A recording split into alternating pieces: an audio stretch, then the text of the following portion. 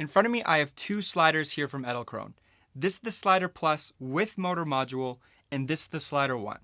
Because this slider is modular, it may not be as smooth as this slider, especially for macro shots, and it's one of the reasons I wanted a motion control system in the first place. So today, I'd like to find out if that's true. Hello everybody, and welcome back. My name's Tim Stolars, and today I want to test the smoothness of both these sliders side by side to see if this slider can compete with this one. Because if it can, I don't think I need both. Keep in mind that the longer the focal length of a lens, the more susceptible your footage is to camera shake.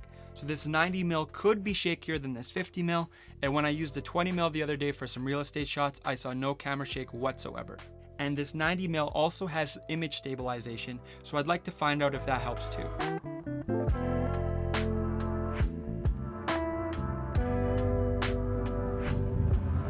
So I've uploaded and viewed the footage on a nice big screen, and this is what I found when using the 90mm macro lens.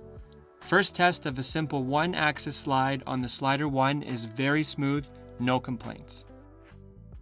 Similarly, on the SliderPlus, I see basically the same level of smoothness. Here they are side by side. When you move in for a true macro, the SliderOne is free of any camera shake, but something I noticed is the slider speed is inconsistent. It seems to speed up and then slow down repeatedly. I don't seem to see the same thing happening on the SliderPlus.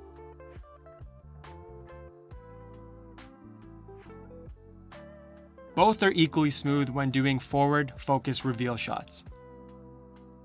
As expected, adding the HeadOne adds camera shake, but it's not as bad as when it's this close and not a true macro.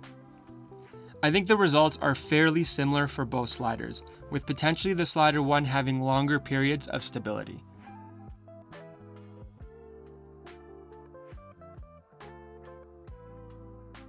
When we get really close, this is where the vibration is blatantly obvious.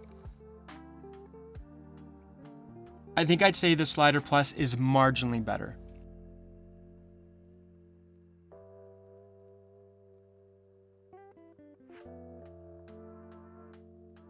I repeated all these tests with the 50mm, but I won't include all the comparisons because I got very similar results. The parallax seemed to be a little bit smoother due to the shorter focal length.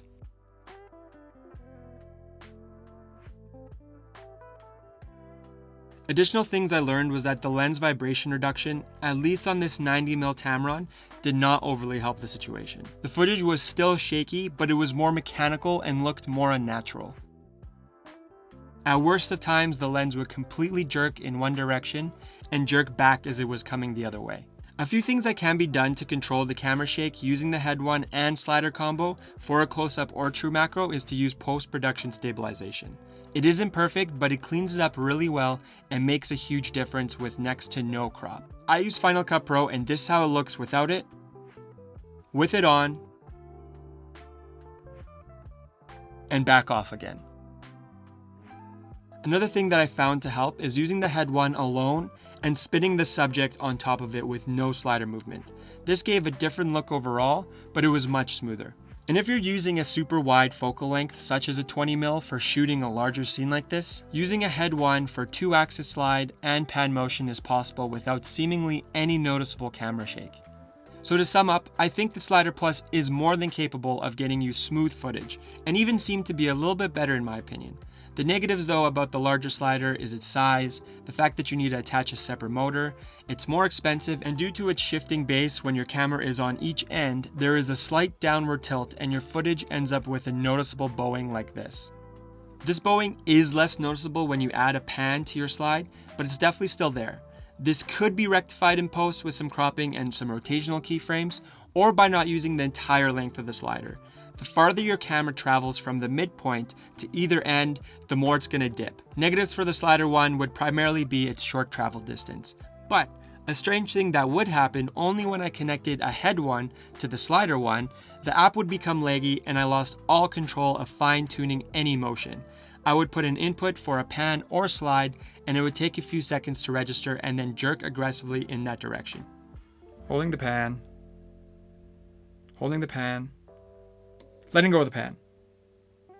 Too far. This occurred with both my HeadOne, so it has to be a software issue. Likely this will easily be fixed at some point by Edelkrone, so not overly a negative for the overall product, but it did make setting up keyframes next to impossible and was extremely frustrating.